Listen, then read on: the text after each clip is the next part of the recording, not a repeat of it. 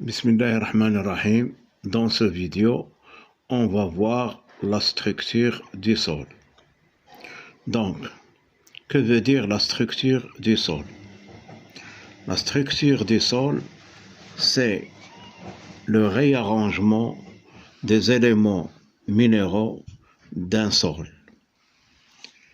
Le réarrangement يعني الترتيب ديال العناصر المعدنية في التربة، الترتيب ديالها والتوزيع ديالها. Le réarrangement des éléments minéraux d'un sol. Donc, on trouve trois types de structures.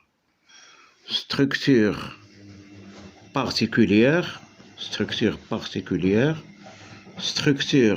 compacte, structure glomérulaire.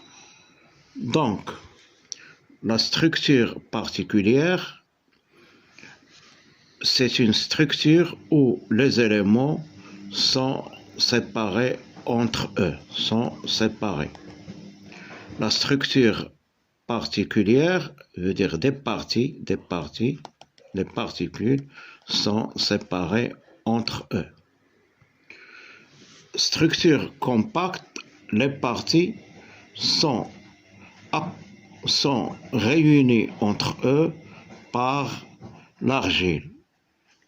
يعني l'argile كيجمع بيناتهم، كيجمع بين دوك العناصر comme un ciment، بحال شي سيمون اللي كيجمع بين هاد العناصر هنا غير مفككة. بالعكس في structure particulière العناصر مفككة، هنا العناصر غير مفككة مرتبطة بعضها ببعض بالطين، يعني مجموعين بعضياتهم بالطين. structure compacte. structure glomérulaire هي على شكل كبيبات، مجموعة هنا، مجموعة. يعني glomérulaire يعني على أنهم يعني مجموعين على شكل مجموعات. إذن شنو هي النتائج ديال هاد لا ستركتور على الوظيفة ديالها. دونك لا ستركتور بارتيكولير هي la structure particulière, quand l'eau entre dans ces parties, elle va circuler. يعني هاد البنية كتدوز الماء، نافذة للماء بزاف، perméable à l'eau، elle est perméable à l'eau، ما كتحبسش في الماء، ما كتحبسش الماء. تنقولوا في المثال بحال كتكب الماء في الرملة، يعني على أن لو سانفيلتر كيهود. فوالا. دونك هنا في هاد لا ستركتور كومباكت l'eau reste à la surface ولكن les racines des plantes ne peuvent pas pénétrer dans ce sol. يعني هاد البنية المتماسكة، يعني هاد لا ستركتور كومباكت يعني قاصحة، يعني هاد العناصر مجموعين بعضياتهم بالارجيل، وكنعرفوا باللي الارجيل كيحبس الماء من الفوق، يعني الماء واخا الماء ما غاديش يهود، والنبتة ما غاديش تجبر لي غاسين، ما غاديش تجبر، يعني كتكون قاصحة ولي غاسين تاعها ما غاديش يدخلوا. وحتى إلا كان الماء بزاف لا سيرفاس، لا بلونت ميغ باغ اسفيكسي، يعني النبتة كتجي في قوة الماء. هاد البنية لا ستركتور غلوميرولير هي كتجي في الوسط بينات هاد لي دو ستركتور بارتيكولير و ستركتور كومباكت، يعني كما تيقول المثل خير الأمور أوساطها.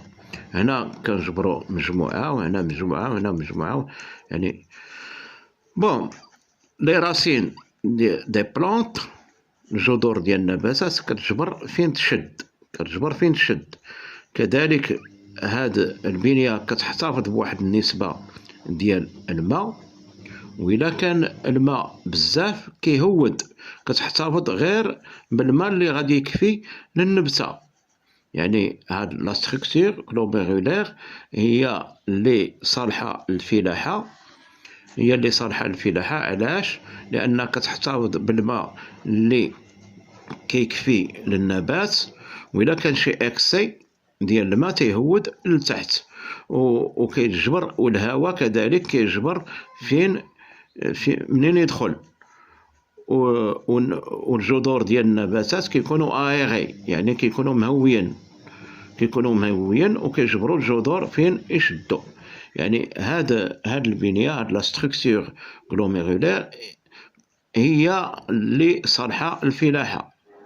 هاد لا ستركتور بارتيكولير يعني هي ما كتحبسش الماء، كتدوز الماء وما كتحتفظش به، يعني النبتة ما كتجبرش الماء اللي خاصها تاخدو. هنا عاوتاني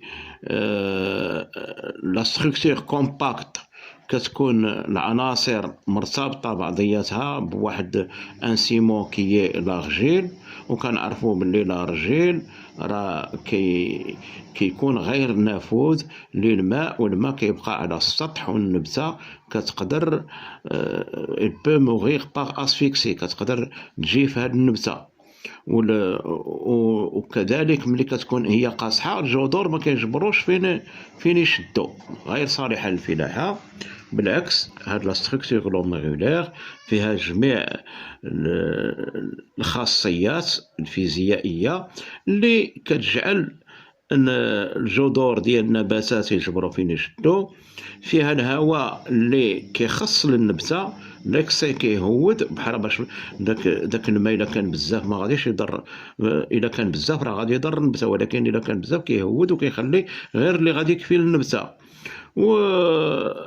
يعني وكيكون الهواء لير الاكسجين اللي غادي يصلح للنبته، وكتجبر كذلك حتى العناصر المعدنيه اللي كتحتاجها النبات. اذا هاد لا ستركتور غلوميرولير هي اللي صالحه للفلاحه.